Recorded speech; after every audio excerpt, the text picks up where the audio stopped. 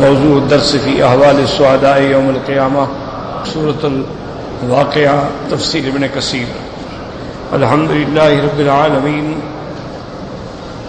والصلاة والسلام علی اشرف الانبیاء وسید المرسلین سیدنا محمد وعلی آلہ واصحابہ اجمعین۔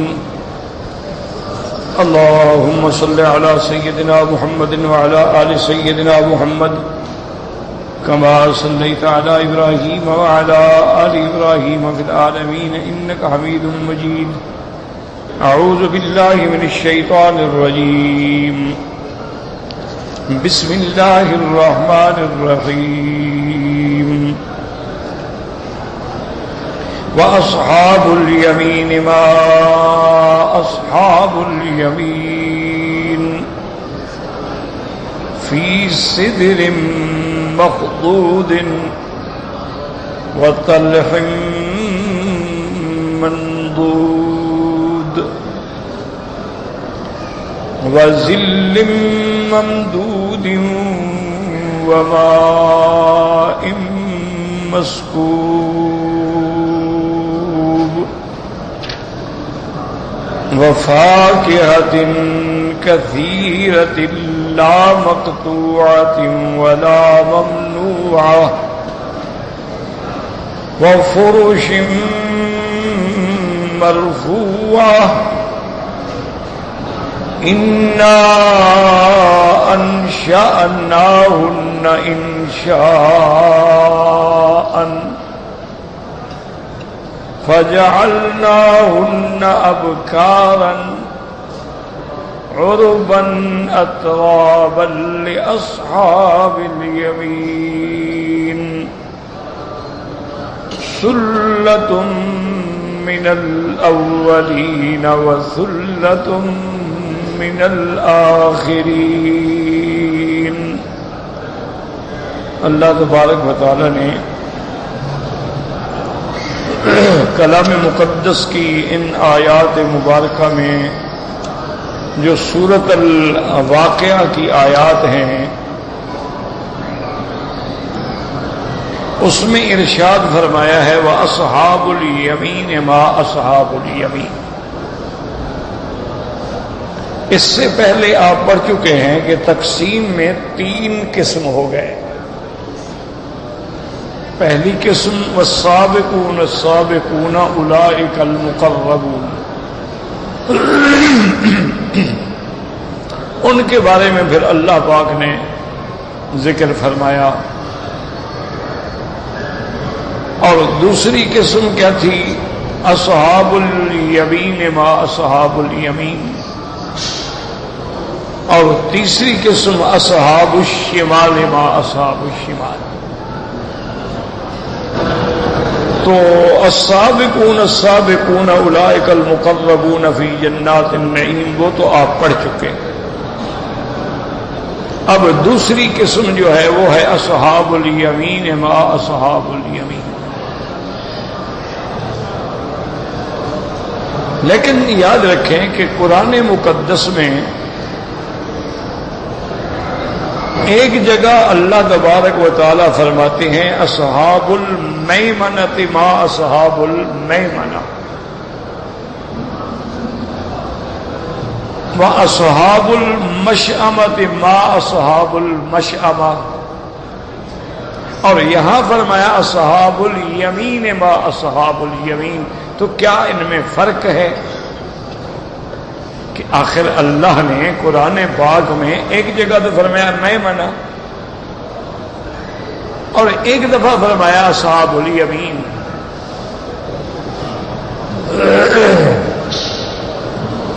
تو علماء کرام اور مفسرین اعظام فرماتے ہیں کہ بھئی فرق نہیں ہے، بس اسلوب انداز بیان مختلف۔ کہتے ہیں کہ بھی میمنہ سے مراد بھی داہنے والے اور اصحاب الیمین سے مراد بھی داہنے والے، لیکن اسلوب بیان ہے یہ کمال ہوتا ہے بلاغت اور فصاحت میں کہ ایک ہی کلام کو مختلف انداز میں پیش کیا جائے۔ تو اس لیے ایک مقام پہ تو اللہ نے فرمایا اصحاب المیمنۃ ما اصحاب المیمنہ، اور ایک جگہ فرمایا اصحاب الیمین ما اصحاب الیمین۔ تو یہ انداز ہے یہ فصاحت و بلاغت کا کہ بات ایک ہے لیکن اس کو جدید انداز سے پیش کیا جا رہا ہے۔ ایک جواب تو یہ ہے، لیکن بعض علماء فرماتے ہیں کہ بھئی یہ فصاحت بلاغت والی بات بھی اپنی جگہ درست ہے، کیوں اللہ کے قرآن سے زیادہ فصاحت والا کلام تو کوئی ہو نہیں سکتا۔ اللہ کے کلام میں تو ایسی ایسی آیات کا ایسا بیان ہے کہ تمام دنیا کے اس وقت جتنے شعراء تھے، ادباء تھے، فصحاء تھے، سب کی زبانیں گنگ ہو گئیں، انہوں نے کہا بھی اس کا ہم مقابلہ نہیں کر سکتے۔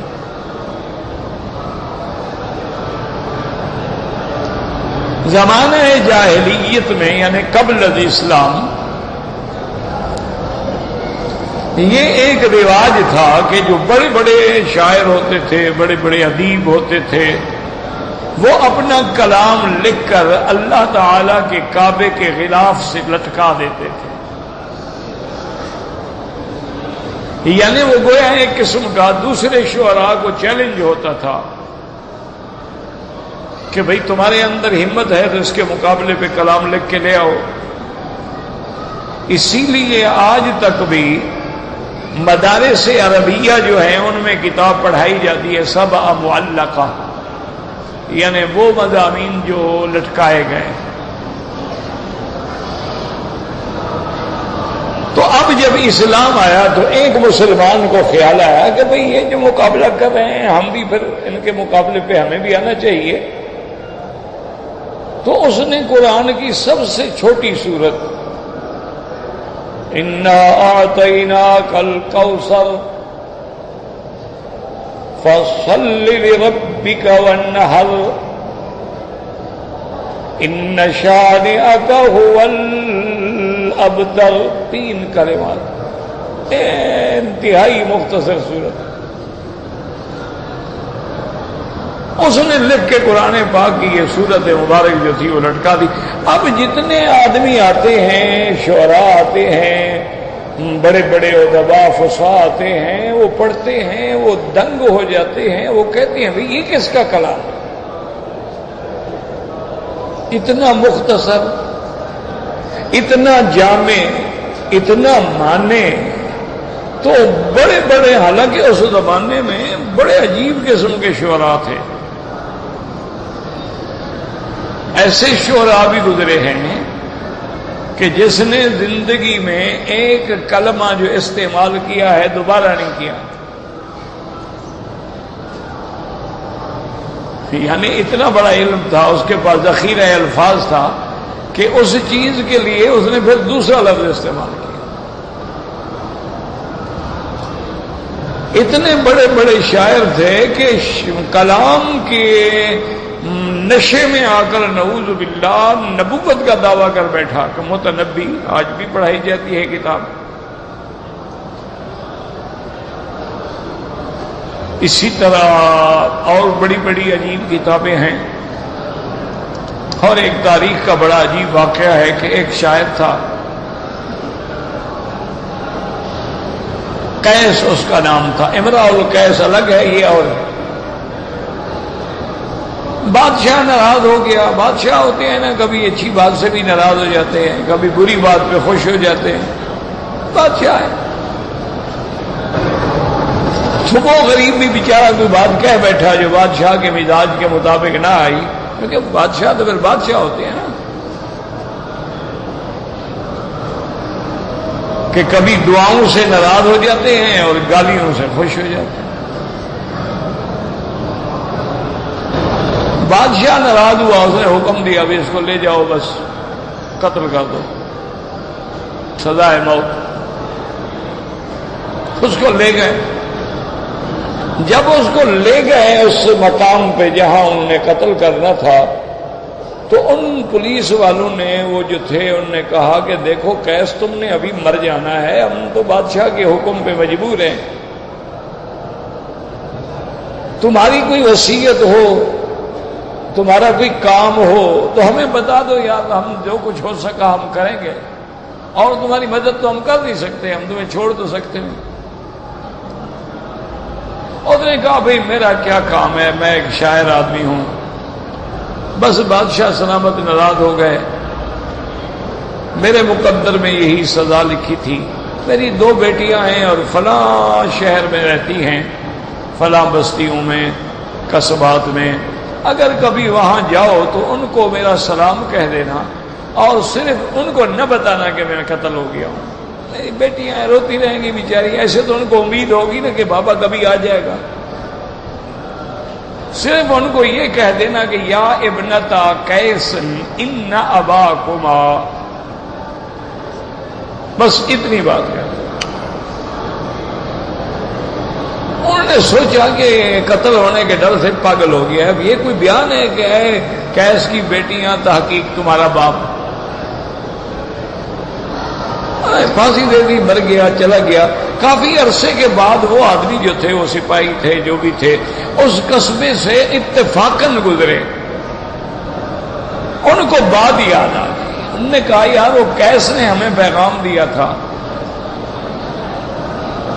تو اس بستی میں ہم آئے ہوئے ہیں تو اس کی بیٹیوں کو مل لیتے ہیں، اس کو بتائیں گے نہیں کہ وہ مر گیا ہے۔ وہ آئے، گھر پوچھا اور پتہ لگا، وہاں پہنچے، کنڈی کھٹکھٹائی، لڑکی آئی، کیا بات؟ نے کہا ہم تمہارے باپ کا پیغام لائے ہیں۔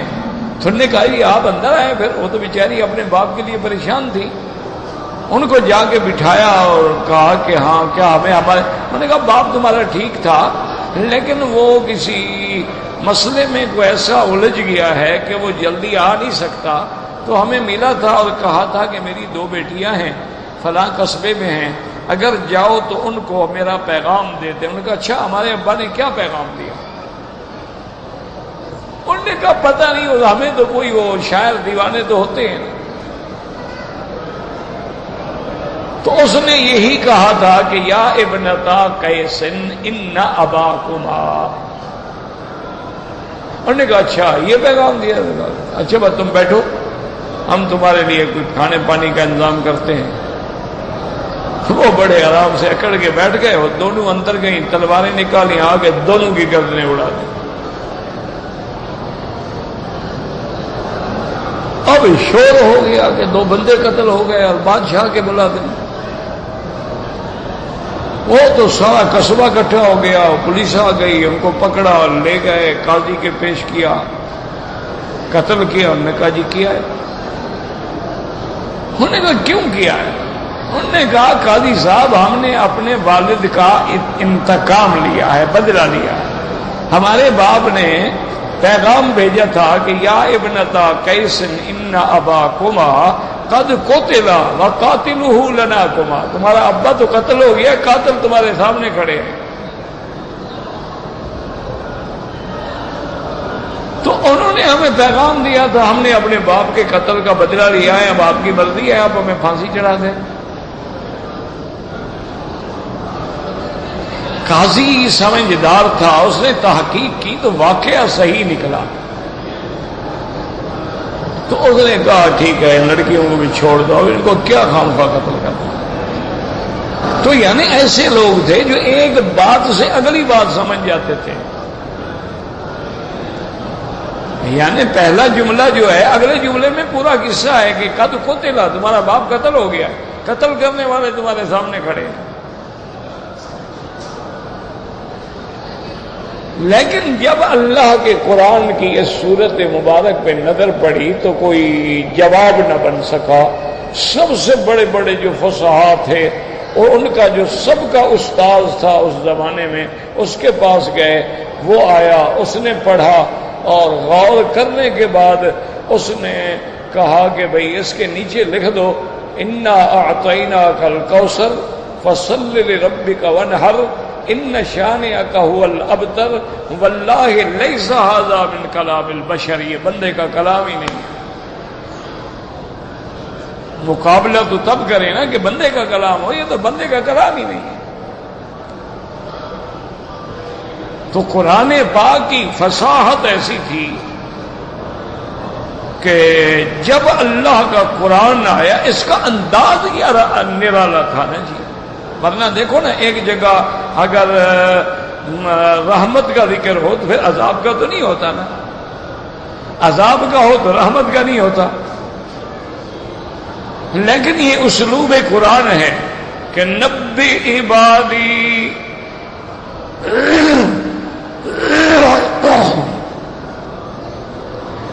نبی عبادی انی انا الغفور الرحیم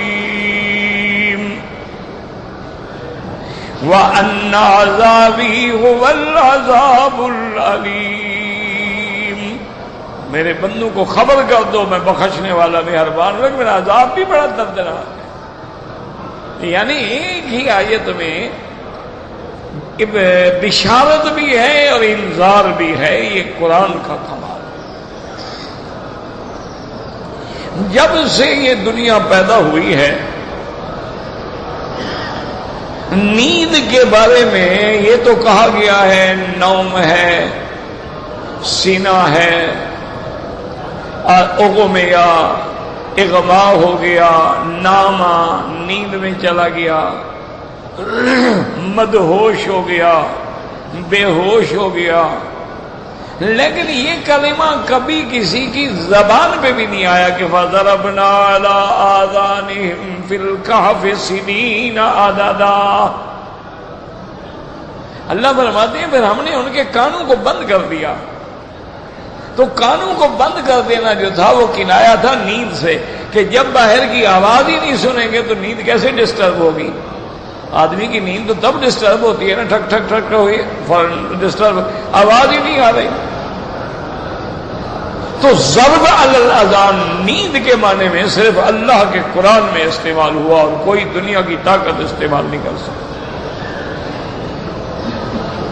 تو یہ بلاغت و فصاحت ہے قرآن کی۔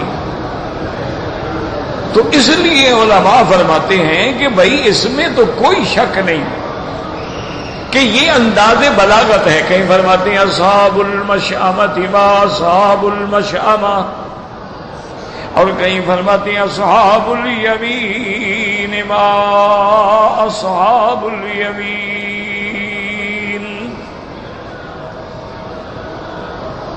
انہوں نے کہا نہیں، اس میں فرق ہے۔ مشأمہ جو ہے علی وزن محکمہ، جیسے ہم کہتے ہیں نا محکمہ مانا مکان الحکم، محکمہ وہ بھی جہاں قاضی بیٹھ کے فیصلہ کرتا ہے۔ تو مشأمہ سے تو یہ بتلایا گیا کہ مکان کے اعتبار سے یہ بڑے بد نصیب ہیں کہ ان کو بائیں جگہ مل رہی ہے نا۔ تو وہاں بیان تھا باعتبار مکان کے کہ بھائی مقربون اپنے مقام پہ، اصحاب المیمنہ اپنے مقام پہ، لیکن یہ مشأمہ جو ہے یہ اپنے مقام۔ تو وہاں میمنہ مشأمہ سے مراد تقسیم باعتبار مکان تھی کہ یہ کس طرف ہوں گے اور یہ کس طرف ہوں گے، اور یہاں جو ہے یہاں باعتبار مکان نہیں، یہاں باعتبار مقام ہے۔ تو دونوں میں فرق ہے۔ ایک جگہ مکان کا بیان کیا جا رہا ہے کہ بھائی وہ دائیں ہوں گے، وہ بائیں ہوں گے، اور ایک جگہ مقام کی، ان کا مقام کیا ہوگا۔ تو مکان الگ چیز ہے، مقام الگ چیز ہے۔ تو اس لیے اللہ تبارک و تعالی نے کہیں تو فرمایا ہے اصحاب المیمنہ اور کہیں فرمایا ہے اصحاب الیمین ما اصحاب الیمین۔ تو اب یہ یعنی سمجھ آیا کہ ہر دو لفظ میں اپنی اپنی جگہ بیان کرنے میں ایک حکمت ہے۔ ایسے نہیں اللہ نے فرما دیا کبھی میمنہ اور کبھی فرما دیا یمین، کیونکہ تقسیم جو ہوتی ہے وہ باعتبار مکان ہوتی ہے اور ایک باعتبار مقام ہوتی ہے کہ مکان کیا ہے اور ان کا پھر مقام کیا ہے اللہ کے ہاں۔ تو اب جو بیان ہو رہا ہے وہ باعتبار ان کے مقام کے ہے. اس لیے اللہ فرماتے ہیں اصحاب الیمین ما، داہنے والے وہ کیا خوش نصیب داہنے والے. تو یہ ما جو ہے تعجیب کے لیے ہوتا ہے، تعجب کے لیے بیان کیا جاتا ہے. کبھی تعجب ہوتا ہے عظمت کے اعتبار سے اور کبھی تعجب ہوتا ہے دہشت کے اعتبار سے. جیسے فرمایا القاریۃ مالقاریہ، وہ کھٹکھٹانے والی، وہ کیا چیز ہے کھٹکھٹانے والی. وما ادراک مالقاریہ، اور آپ کو کیا خبر کہ وہ کیا چیز ہے. یعنی اس کی ہیبت بیان کی جائے. اور یہاں عظمت بیان کی جا رہی ہے کہ کیا خوش نصیب ہیں داہنے والے کہ عرش کے بھی داہنی جانب، نامہ اعمال بھی داہنے ہاتھ میں، اور اس کے لیے وہ بڑے یمن والے ہیں، برکت والے ہیں، شان والے ہیں. اس لیے ایک ہی لفظ میں ان کی عظمتوں کا بیان آ گیا. صرف یہ نہیں کہ اصحاب الیمین. اسی لیے آپ دیکھیں نا کہ میرے آقا نے رحمت دو عالم سیدنا محمد مصطفیٰ صلی اللہ علیہ وسلم نے ہر کام میں یمین کو اہمیت دی ہے. کہ آپ نے مسجد میں جانا ہے دایاں قدم پہلے رکھو، آپ نے کھانا کھانا ہے داہنے ہاتھ سے کھاؤ، آپ نے پانی پینا ہے داہنے ہاتھ سے پیو، آپ نے کنگھی کرنی ہے داہنی طرف سے کرو، آپ نے کپڑا پہننا ہے داہنے بازو پہلے داخل کرو، آپ نے غسل کرنا ہے سر پہ پانی ڈالنے کے بعد پہلے دائیں طرف پانی ڈالو. اسی طرح سے اگر کوئی چیز تقسیم کرنی ہے تو پھر دائنی طرف سے شروع کرو. ہر چیز میں یمین یمین یمین. وہ حدیث مبارک میں ایک واقعہ آتا ہے کہ ایک صحابی تھے، چھوٹے تھے، نوجوان تھے، ابھی بچے تھے، شباب تھا. اتفاق کی بات یہ ہے کہ وہ حضور کے دائیں طرف بیٹھے تھے. وہ جو نوجوان بچہ تھا نا وہ دائیں طرف بیٹھا تھا اور بڑے بڑے صحابہ بائیں طرف بیٹھے تھے. کوئی آدمی ہدیہ لے آیا دودھ کا، تو حضور صلی اللہ علیہ وسلم نے رحمت للعالمین نے اس نوجوان سے فرمایا کہ بیٹا دیکھو، حق یہ ہے کہ میں دائنی طرف سے تقسیم کروں. داہنی طرف سے پھر وہاں پہنچے، لیکن تمہارے بائیں طرف جو ہیں بڑے بڑے بزرگ صحابہ بیٹھے ہیں، عمر میں بھی بڑے ہیں، شان میں بھی بڑے ہیں، عظمتوں میں بھی بڑے ہیں. اگر تم اجازت دے دو تو میں ان کو شروع کر دوں، ان کو پہلے دے دوں. اس نے کہا لا یا رسول اللہ، نہیں حضرت میں تو اجازت نہیں دیتا. انہوں نے کہا حضور آپ ویسے دے دیں تو آپ کی مرضی ہے، لیکن میری اجازت کا تعلق جہاں تک ہے میں اجازت نہیں دیتا. انہوں نے کہا حضور نے کہا اللہ کے بندے کیا بھوگ. انہوں نے کہا یا رسول اللہ آپ کے ہاتھ سے مل رہی ہے جیت میں ان کے لیے چھوڑ دوں؟ یہاں میں اجازت نہیں دیتا. پتہ نہیں آپ ادھر سے شروع کریں، میرے لیے بچت ابھی ہے کچھ کے نہیں بچتا ہے. انہوں نے کہا حضور میں تو اجازت نہیں. وہ سارے صحابہ ہنس پڑے. انہوں نے کہا کہ اچھا ٹھیک ہے، اس کی محبت کا تقاضا یہی ہے تو آپ اسی کو دے دیں، کوئی ایسی بات نہیں. تو بہرحال ہر چیز میں یعنی یمین کی اہمیت ہے. اور اسی طرح آپ دیکھیں کہ قسم کو بھی کیا کہتے ہیں؟ یمین، ایمان. اس کو یمین کیوں کہتے ہیں؟ ورنہ قسم کو قسم بھی کہتے ہیں. یہ بھی عربی کا لفظ ہے، اردو کا لفظ نہیں ہے. لفظ قسم جو ہے یہ عربی کا لفظ ہے. قسم بھی کہتے ہیں لا اقسم بہذا البلد وانت حل بہذا البلد. اچھا حلف بھی کہتے ہیں کہ فلان حلف، اور اس کو یمین بھی کہتے ہیں. اس لیے قرآن کہتے ہیں لا یؤاخذکم اللہ باللغو فی ایمانکم. ایمان جمع یمین. تو قسم جو ہے اس کو یمین کیوں کہا جاتا ہے؟ یاد رکھو کہ عرب کی عادت تھی کہ جب کسی بات پہ پکی بات کرنی ہوتی، وعدہ کرنا ہوتا، قسم کھا لیتے تو پھر دایاں ہاتھ ملاتے تھے. یہ دلیل ہوتی تھی کہ پکی بات ہے بھائی، اس نے قسم کھا لی ہے بس. تو اس لیے اچھا لفظ یمین سے یمن بھی ہے، یمن مانا برکت. تو اس لیے یہاں پر ما جو ہے وہ تعجیب کے لیے ہے کہ وَأَصْحَابُ الْيَمِينِ مَا أَصْحَابُ الْيَمِينِ. اسی کا منظر قرآن نے دوسری جگہ بیان فرمایا وَأَمَّا مَنْ أُوتِيَ كِتَابَهُ بِيَمِينِهِ فَيَقُولُ هَاؤُمُ اقْرَءُوا کتابیہ انی ظننت انی ملاق حسابیہ. جس کو داہنے ہاتھ میں نامہ عمل ملے گا. تو اس لیے اب سنیں سمجھیں کہ اللہ یہاں پر اب بیان عظمتوں کا مقام کا فرمایا اصحاب الیمین ما اصحاب الیمین فی صدر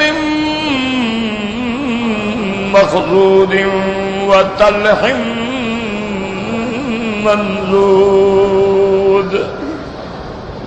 اللہ فرماتے ہیں فی صدر، یاد رکھو صدر کا معنی بیری کا درخت، جیسے کہ حدیث معراج میں بھی ہے اور قرآن میں بھی ہے سدرۃ المنتہا عندہا جنت المأوى اذ یغشی السدرۃ ما یغشی.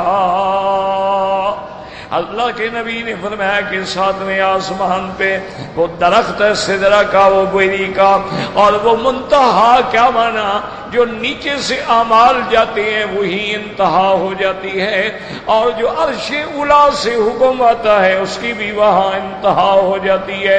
حضور پاک نے فرمایا میں نے دیکھا کہ اس کے اوپر ایسے فرشتے ہیں اور اس کا کوئی پتا پتا خالی نہیں ہے، اور اس پہ اڑنے والی تتلیاں جو ہیں وہ بھی من فراشن من ذهب، وہ سونے کی ہیں. تو یہاں بھی لفظ آیا فی صدر مخضود وطلح منضود. یاد رکھو کہ آخر اللہ نے اصحاب الیمین کے لیے صدر کا ذکر کیوں فرمایا ہے؟ بیری کا درخت جو ہے وہ کوئی دنیا میں اتنا قابل تعریف تو نہیں ہوتا ہے. بیری کا درخت جو ہے دنیا میں بھی بیری کے درخت کو کوئی اہمیت نہیں دی جاتی ہے. دیکھو نا بڑے بڑے قیمتی درخت ہوتے ہیں جی، یہ آم کا درخت ہے، اور یہ دیکھو جی یہ بادام کا درخت ہے، اور یہ لیچی کا درخت، لیکن بیری کے درخت کو تو کوئی اہمیت ہی نہیں دی جاتی. تو یہاں تو اللہ نے اس کو بطور شان بیان کیا ہے کہ فی صدر. اچھا ایک جگہ پر یہی لفظ قرآن مقدس میں آیا ہے اور وہاں جو ہے شان کے لیے نہیں ہے. اللہ فرماتے ہیں کہ میرے بندے تھے یمن کے علاقے میں، سبا کے علاقے میں، میں نے ان کو 2 باغ دیے تھے. ایک باغ دائیں تھا، ایک باغ جو ہے بائیں تھا. ایسے 2 باغ جا رہے ہیں سڑک کے دونوں کنارے میں. لقد كان لسبأ في مسكنهم آية جنتان عن يمين وعن شمال. اور پھر اللہ نے ان کو حکم بھی دیا کلوا من رزق ربکم واشکروا لہ بلدۃ طیبۃ ورب غفور. اللہ نے فرمایا میرے بندے کھاؤ پیو، یہ بڑا پاکیزہ علاقہ ہے اور رب بھی تمہارا بخشنے والا ہے، کھاؤ مزے کرو، تمہیں باغ دے دیے ہیں، اور سڑک کے دونوں جانب ہے، یمین سے لے لو شمال سے لو، ان یمین و ان شمال ہے۔ تو اب انہوں نے کیا کیا، فَأَعْرَضُوا، ان اللہ کی نعمتوں سے اعراض کیا۔ کیوں آدمی کو جب کچھ زیادہ مل جاتا ہے نا پھر وہ بھول جاتا ہے نا کہ میں کیا ہوں۔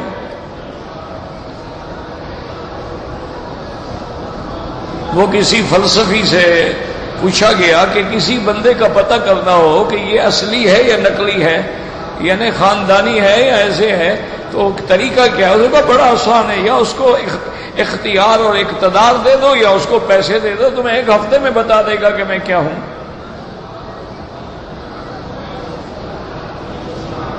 ابھی آپ دیکھ لیں نا، ہمارے لوگ آتے ہیں غریب گھروں کے، مزدوری کرنے کے لیے آتے ہیں، یہاں اللہ نے رزق کھول دیا، پیسہ مل گیا، اب جناب ماشاءاللہ گاڑیاں نیچے ہیں، اب جناب سمسونائٹ کے بریف کیس ہیں، اب پولینڈ کے انڈے کھاتے ہیں، ہالینڈ کی مرغیاں کھاتے ہیں، اب واپس جب جاتے ہیں ان کا دماغ ہی بدل جاتا ہے، دیکھو ایسے بات کر رہے ہوتے ہیں وہ ماشاءاللہ جیسے اس علاقے کا ایڈمنسٹریٹر بھی یہی ہو۔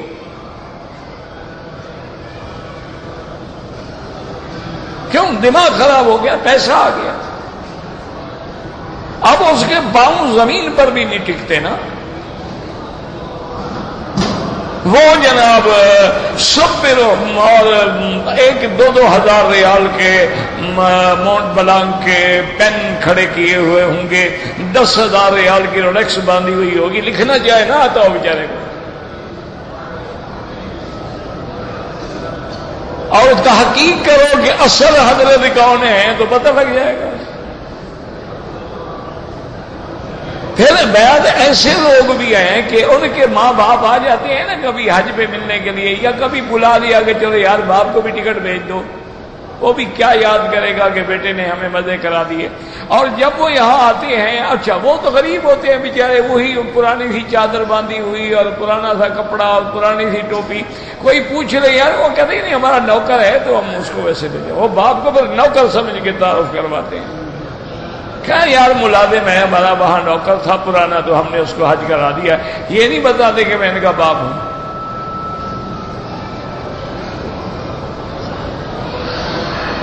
تو ہمارا ایک بلوچ تھا، اس نے مجھے خود سنایا، اس نے کہا کہ میرا بیٹا جو ہے وہ ماشاءاللہ بڑا افسر بن گیا، ترقی کر گیا، اور وہ بیچارہ جاہل آدمی، بیٹا پڑھ گیا، موقع مل گیا، چانس مل گیا، بڑے اعلیٰ عہدے پہ چلا گیا۔ وہ کہتا ہے مجھے پتہ نہیں کیا مقدر میں میرے خرابی لکھی تھی کہ مجھے لوگوں نے مجبور کیا کسی کام کے لیے، تو میں بھی بیٹے کو ملنے کے لیے چلا گیا۔ اب میں جب ملنے کے لیے چلا گیا تو میرے تو وہی پرانے کپڑے اور جناب پرانی پگڑی۔ میں گیا، میں جب اس کے دفتر کے باہر پہنچا تو وہاں تو جناب چپراسی اور نوکر چاکر، انہوں نے کہا بابا کدھر جا رہے ہو؟ میں نے کہا یار میں نے ملنا ہے آپ کے صاحب سے، آپ کے افسر سے ملنا ہے۔ کہا چھوڑے یار، بڑا آیا افسر کو ملنے والا، جاؤ ادھر بیٹھو۔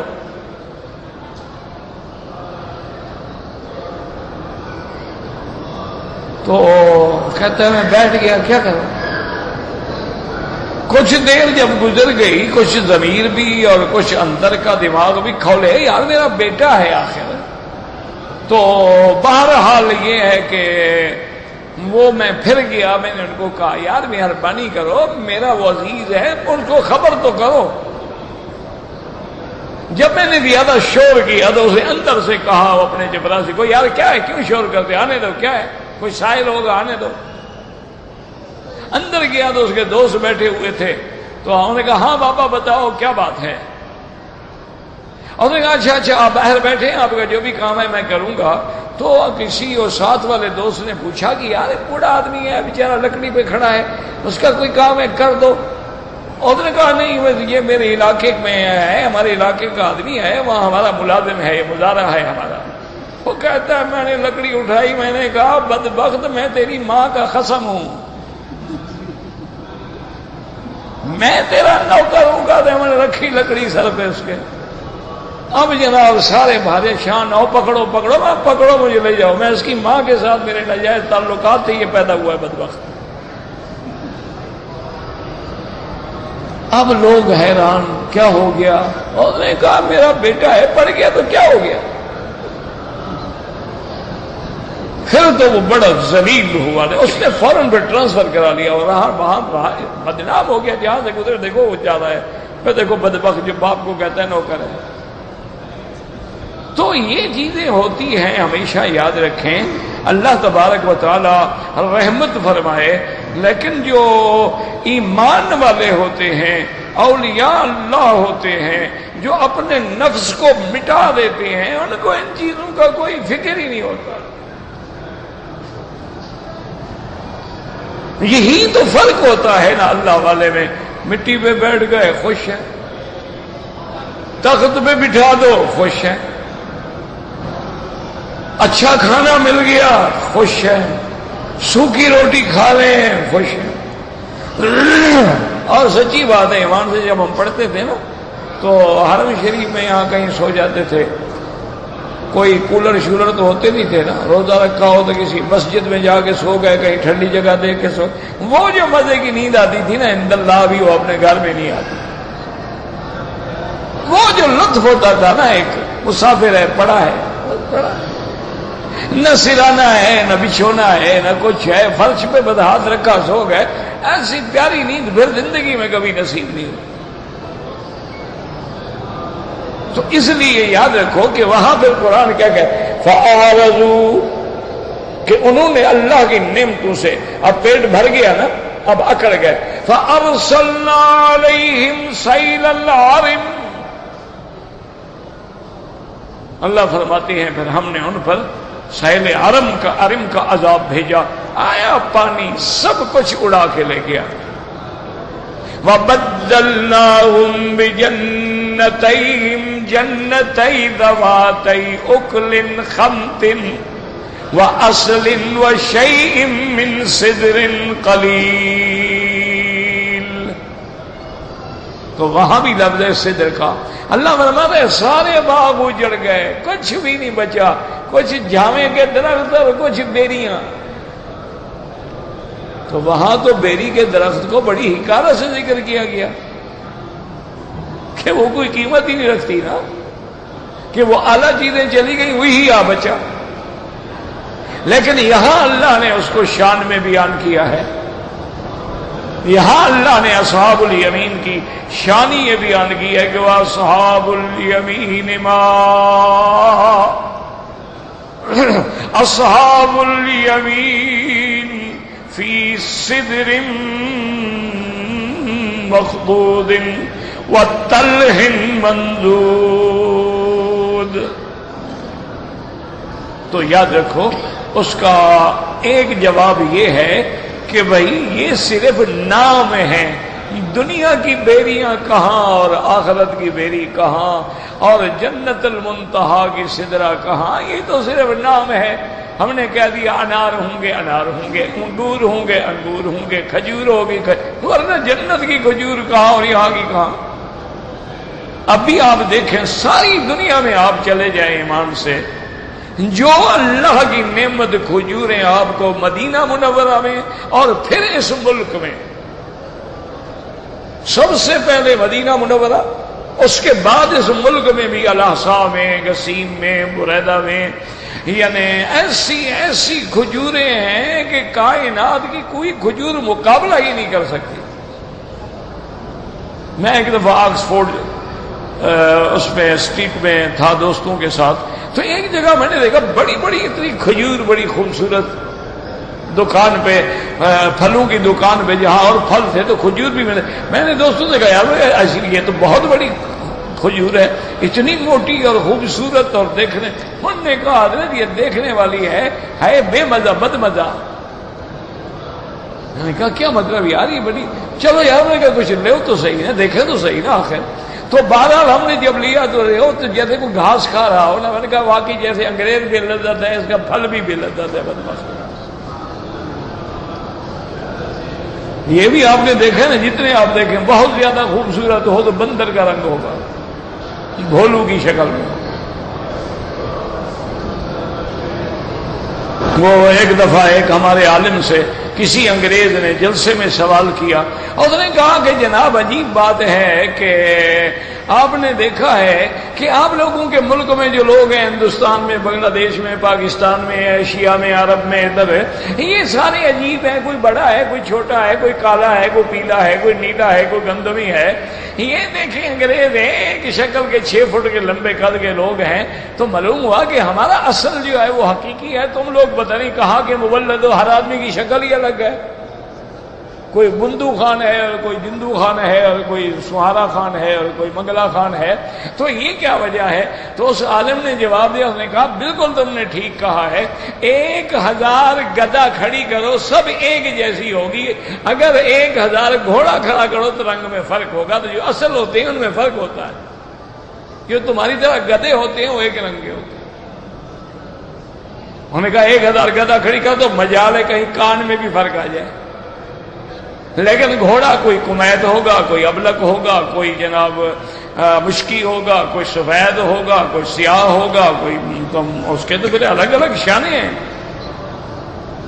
تو اس لیے یاد رکھو علماء نے فرمایا کہ صرف نام میں مشابہت ہے، کہ ہم بھی بیر کہتے ہیں، قرآن نے بھی بیر کا ذکر، ورنہ جنت کی بیری کہاں اور دنیا کی بیری کہاں، وہ تو صرف نام ہے نا. پھر جب نام ہے تو پھر بات ہی ختم ہو گئی. ایک اور دوسرا علماء نے فرمایا کہ دیکھو قرآن کو سمجھو. یہاں اللہ تعالی ذکر فرما رہے ہیں ان درختوں کا جو باعتبار پتوں کے پہچانے جاتے ہیں، اور کبھی درختوں کا ذکر کیا جاتا ہے جو بطور پھل پہچانے جاتے ہیں. بات سمجھو، کبھی درختوں کا ذکر کیا جاتا ہے جو بطور جمال پہچانے جاتے ہیں. کیا مطلب؟ مثلا کچھ درخت ہیں ان کے پتے بڑے چھوٹے چھوٹے ہوتے ہیں. اچھا، کچھ ہیں جن کے بڑے پتے ہوتے ہیں. تو یہاں صرف اللہ اوراق کا ذکر فرما رہے ہیں کہ ایک سدر کا ذکر کیا جس کے چھوٹے پتے، آگے کیلے کا ذکر کیا جس کے بڑے بڑے پتے. تو یعنی وہاں عجیب نعمتیں ہوں گی، چھوٹے پتوں والے درخت بھی ہوں گے اور بڑے پتوں والے درخت بھی ہوں گے.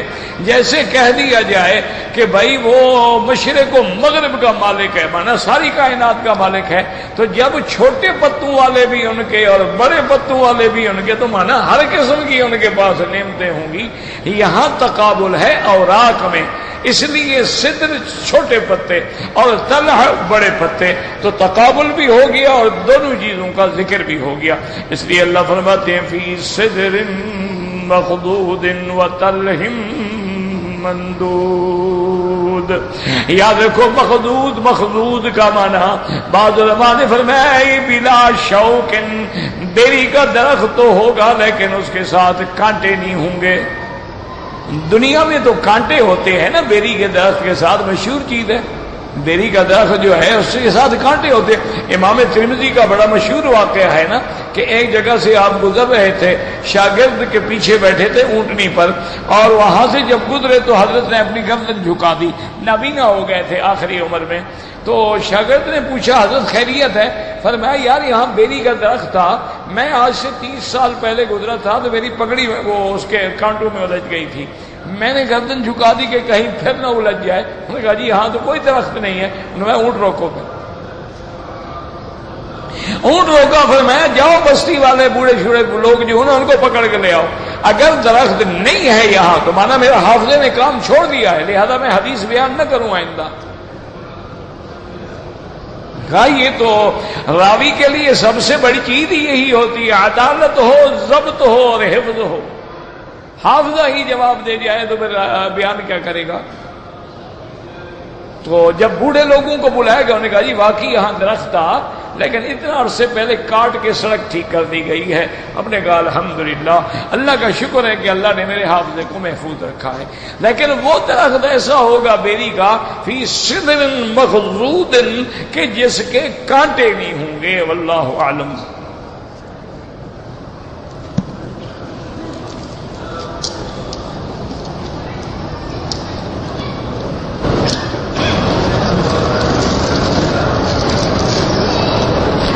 نہیں آپ نے کیا لکھا ہے، عورت اگر پیر صاحب کا ہاتھ پکڑے گی، پیر صاحب کا ہاتھ کیوں پکڑے گی، کیا وجہ ہے؟ کوئی یہ کیا سوال ہے، مجھے کیا پتا بھی عورت پیر صاحب کا ہاتھ کیوں پکڑے گی؟ بیعت کرنے کے لیے پکڑے گی تو ناجائز ہے۔ حضور پاک صلی اللہ علیہ وسلم نے بیعت میں کبھی کسی غیر محرم عورت کے ہاتھ کو نہیں دیا، اور بی بی عائشہ فرماتی ہے ما مس ید رسول اللہ، حضور پاک صلی اللہ علیہ وسلم کا ہاتھ کبھی غیر محرم عورت سے چھو کے بھی نہیں گزرا، وہ تو دور بیٹھ جاتی تھی، حضور پڑھتے تھے شرائع فرما بسدا یا تو کننا، میں نے تمہاری بیعت کر لی۔ تو اگر بیعت کے لیے پیر کا ہاتھ پکڑے وہ تو ناجائز ہے، حرام ہے۔ ایسے پیر کی تو بیعت ہی نہ کرو جو عورتوں کے ہاتھ پکڑتا ہو۔ اور کوئی وجہ ہے پیر کے ہاتھ پکڑنے کی تو تمہیں پتا؟ بیعت میں یعنی بہرحال غیر محرم عورت کا دیکھنا بھی حرام، اس کا ہاتھ ملانا بھی حرام، اس سے ٹیلی فون پہ گپ شپ لگانا بھی حرام۔ یہ نہیں ہے کہ ٹیلی فون پہ جو بکواس مرضی آئے کرتا رہے، سب حرام ہے، بالکل ناجائز۔ اس لیے ہمیشہ احتیاط کریں۔ جو صحیح معنوں میں پیر ہوں گے وہ تو ہدایت کریں گے، وہ تو اللہ کے دین کا راستہ دکھلائے گا۔ اگر وہ خود سنت رسول کا مخالف ہے تو پیر کیسے ہو سکتا ہے؟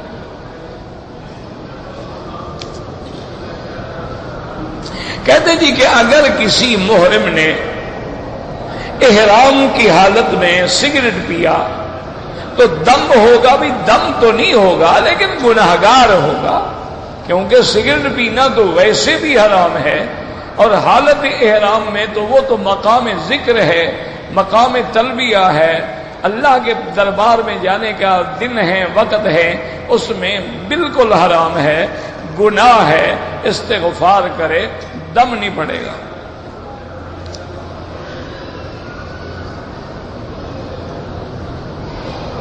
ہمارے بچوں کا امتحان ہے، اللہ ہر بچے کو امتحان میں کامیاب و کامران فرمائے، اللہ ان کو ناجحین فائزین میں بنائے، اور اللہ پاک ان کو اپنے رسول پاک کی اور والدین کی اطاعت نصیب فرمائے۔ ربنا هب لنا من ازواجنا وذرياتنا قرة اعین واجعلنا للمتقین اماما۔ اسی لیے دعا ہے کہ اصلح لی فی ذریتی انی تبت الیک وانی من المسلمین، اور بھی بہت ساری دعائیں ہیں۔ بہرحال آج کل بچوں کے امتحان ہو رہے ہیں، اللہ کامیاب۔ اولیاء اللہ کے لیے بھی ہم کوئی صدقہ جاریہ بنائے، بالکل بنائے، کوئی بات نہیں۔ بڑے بڑے لوگوں نے، آپ نے دیکھا نہیں ہے یہاں پر کتنے مدارس ہیں، مثلا مدرسہ انس ابن مالک، مدرسہ بلال ابن ابی رباح، مدرسہ عبداللہ ابن مسعود، یہ سارے صحابہ کے نام پہ کیوں بنائے گئے ہیں؟ تو جتنا بھی آپ کریں گے صدقہ جاریہ بالکل جائز ہے۔ کہتے جی کہ طواف الوداع تو واجب ہے، کوئی واپس آنے کی نیت کرے، طواف الوداع میں تو جانے کی نیت ہوتی ہے، دعا یہ ہوتی ہے کہ اللہ ہمیں واپس لے آئے۔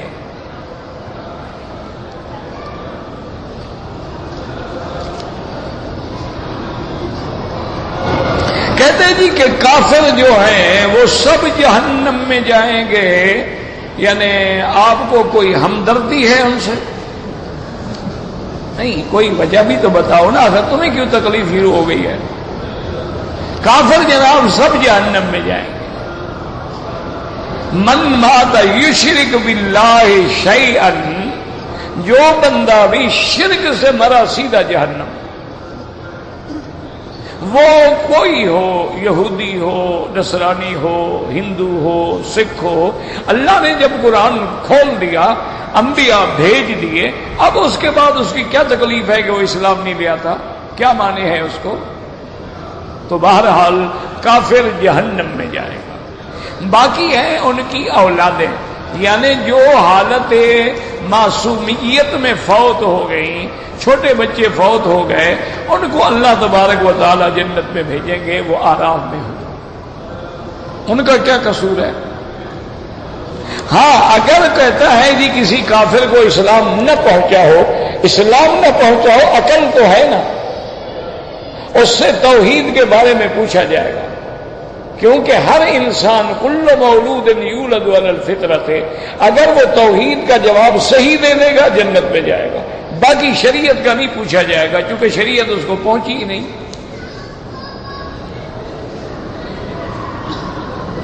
اگر کسی غیر مسلم کا بیٹا مسلمان ہو گیا تو اس میں کوئی شک نہیں کہ اس بچے کا نام تو اسلامی رکھو گے نا، اگر کافر والا نام ہے تو بدل دو، اگر اس کا پہلے نام ٹھیک ہے تو رہنے دو، باقی اس کے باپ کا نام جو ہے وہ تو وہی رہے گا، لیکن اس کا اب اس کے ساتھ شرعاً کوئی تعلق نہیں۔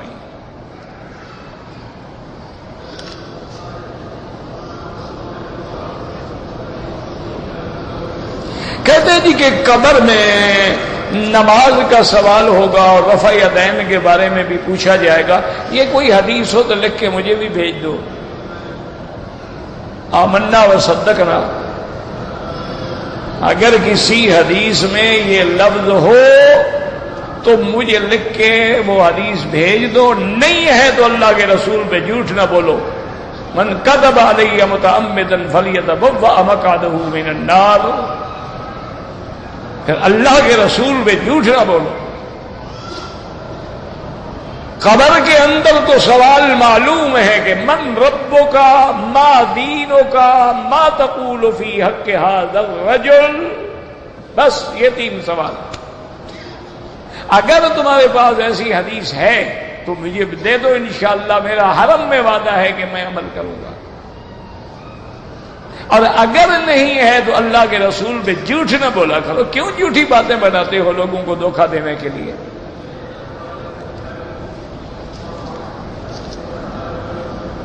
نماز میں ہاتھ کہاں باندھیں؟ حنفی مسلک میں تحت السرۃ، ناف کے نیچے۔ حضرت علی فرماتے ہیں من السرۃ ان یضع الیمین علی شمالہ تحت السرۃ، فوق السرہ بھی حدیث موجود ہے، اور اگر کوئی سینے پہ باندھے تو وہ بھی ایک روایت ہے، لیکن بعض علماء فرماتے ہیں کہ اس میں علی صدرہ کا لفظ جو ہے وہ تصحیف ہے، وہ اصل میں تھا ھذہ علی ھذہ۔ تو بہرحال ہمیں تو کوئی جھگڑا نہیں، سینے پہ باندھے، ناف کے اوپر باندھے، ناف کے نیچے باندھے، محدثین نے باب لکھے ہیں، کتابیں ہیں، حدیثیں ہیں، الحمدللہ ثم الحمدللہ۔ رونا تو اس کا ہے جو نماز ہی نہیں پڑھتا۔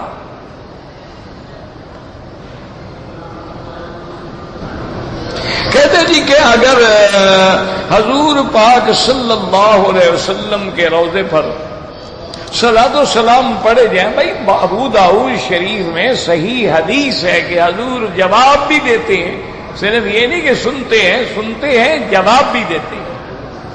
اور یہاں پر جو مناسک کی کتابیں ہیں ان کے اندر بھی اس حدیث مبارک کو نقل کیا گیا ہے، جو درود شریف ہم دور سے پڑھتے ہیں وہ اللہ فرشتوں کے ذریعے پہنچاتے ہیں، اور جب ہم سامنے کھڑے ہو کے صلاۃ و سلام پڑھتے ہیں تو حدیث میں آتا ہے ما من مسلم یسلم علیہ، جب مسلمان آ کے کوئی مجھ پہ سلام پڑھتا ہے رد اللہ علیہ روحی فارده علیہ السلام، او کما قال رسول اللہ صلی اللہ علیہ وسلم۔ تو ہمارا تو حدیث پہ ایمان ہے، جتنا حدیث میں ہے آمنا و صدقنا، نہ ایک لفظ آگے بڑھائیں نہ ایک لفظ اس سے گھٹائیں، ہمیشہ یاد رکھیں، اعتدال پہ رہیں۔ اور اپنا ایک آدمی بڑا غصے میں ایک دن میرے پاس آ گیا، اور جی آپ کہتے ہیں حضور کے وہ سلام سنتے ہیں، میں نے کہا تمہاری تو نہیں سنتے، وہ خوش ہو کے چلا گیا، کیا سنتے ہیں؟ میں نے کہا نہیں تمہاری نہیں سنتے، اور پھر سمجھا کہ یہ کہتے ہیں کہ نہیں سنتے، میں نے تو کہا اس کو بھی تمہاری نہیں سنتے، پھر جس کو بغض ہو اس کی کیوں سنیں گے؟ ہر آدمی محبت والے کی بات سنے گا نا۔ تو بہرحال انبیاء احیاء فی قبورہم، اپنے قبروں میں زندہ ہیں، اور صحیح حدیث میں حضور نے فرمایا میں نے دیکھا ہے موسیٰ علیہ السلام قائم یصلی فی قبرہ، اپنی قبر میں نماز پڑھ رہے ہیں۔ جب شہداء زندہ ہیں اللہ کے بندے تو انبیاء کا تو شان ہی نرالا ہے۔ اور ایک بات یاد رکھو، ان مسائل میں نہ الجھا کرو، تم دین کی باتیں کرو، اللہ کے فرائض ادا کرو، سنت پہ چلو۔ یہ جو باریک مسائل ہیں یہ علماء کا کام ہے، ان میں الجھو گے تو بھٹک جانے کا خوف ہے۔ اللہم ثبتنا علی الایمان، اللہم یا معلم ابراہیم علمنا، یا مفہم سلیمان فہمنا، اللہم نور وجوہنا بنور الایمان، نور قلوبنا بنور العرفان، اللہم ارزقنا علوم الاحادیث والقرآن، اللہم انصر الاسلام والمسلمین، اللہم انصر الاسلام والمسلمین، اللہم احفظ سائر بلاد المسلمین وهذا البلد الامین فاجعلها آمنا مطمئنا سخاء رخاء الى يوم الدین برحمتک یا ارحم الراحمین۔ اللہم اشفنا واشف مرضانا ومرضى المسلمین، اللہم اصلح اولادنا واولاد المسلمین، اللہم اجعلنا واجعلهم من عبادک الصالحین الناجحین الراشدین الفائزین برحمتک یا ارحم الراحمین۔ سبحان ربک رب العزة عما یصفون وسلام علی المرسلین والحمد للہ رب العالمین۔